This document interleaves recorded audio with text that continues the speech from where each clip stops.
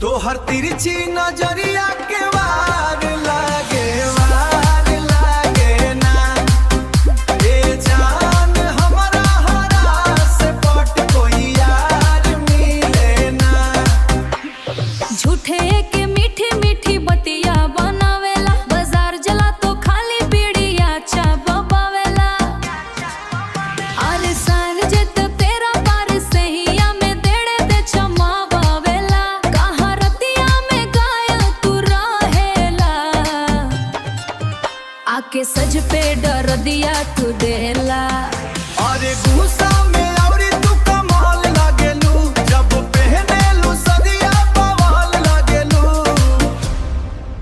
तोहर तिरछी नजरिया के वार लागे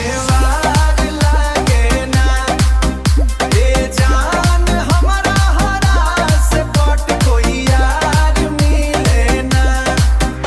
अरे दोस्त न बा हमार सब तोहर गर्मी बा। अच्छा नखरा के हम उठावन हार बनी जी। तोरा पलट के देखल बड़ा जान मारे जी। हाथ छोड़ा चल दिन न पकाओ जी, जाके बहरवा तू अनरोप दिखावा जी। तू तो सचो के जंजल हवा राजा जी। ए जी